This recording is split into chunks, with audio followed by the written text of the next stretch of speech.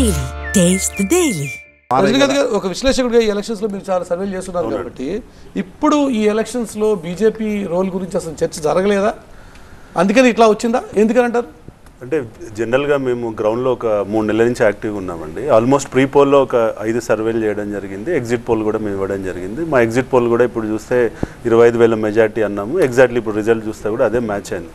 కానీ మేము first round survey సెప్టెంబర్లో చేసినప్పుడు బీజేపీ ఓట్ షేర్ 20% ఉండేయండి. అక్కడి నుంచి మెల్లమెల్లగా 20 నుంచి 15 నుంచి 3వ రౌండ్ సర్వే వచ్చేసరికి 10కి పడిపోయింది. ఇప్పుడు రియల్ రిజల్ట్ వచ్చేసరికి 8% పడిపోయింది అన్నది వాస్తవం. అంటే ప్రజలు బీజేపీ వైపు ఉన్నా కానీ బీజేపీ పార్టీ ప్రజల వైపు లేదు అన్నది ఇక్కడ మనం ఒక చర్చించాల్సినటువంటి అంశం.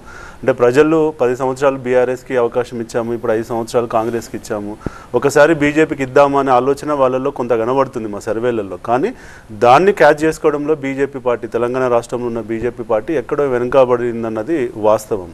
ఎందుకంటే 20% నుంచి అలా 8% పడిపోయింది అని అంటే మనం సెప్టెంబర్ నుంచి ఇప్పుడు ఎగ్జిట్ పోల్ వరకు మేము చేసిన ప్రీ పోల్ సర్వేలో చెప్తున్నా. ప్రీ పోల్ సర్వేలో 20% ఉన్న బీజేపీ ఇవాళ 8% పడిపోయింది అని అంటే ఈ 12% ఓటు మ్యాక్సిమం కాంగ్రెస్ ఇక్కడ ఆర్గనైజ్ చేసుకోగలిగింది. వాళ్ళకు ఉన్నటువంటి నెట్వర్క్ రీత్యా, వాళ్ళకున్న పర్సనల్ రిలేషన్స్ రీత్యా చాలామంది డివిజన్ స్థాయి నాయకులను తీసుకెళ్ళిపోయి కాంగ్రెస్ జాయిన్ చేసుకోవడం, వాళ్ళ ద్వారా బూత్ను ఆర్గనైజ్ చేసుకోవడం, తద్వారా ఎక్కువ బీజేపీ ఓటుని కాంగ్రెస్ వాళ్ళు ఉన్న 25,000లో 10,000 ఓటు మినిమం బీజేపీ నుంచి వచ్చిందన్నది నా యొక్క విశ్లేషణ అండి.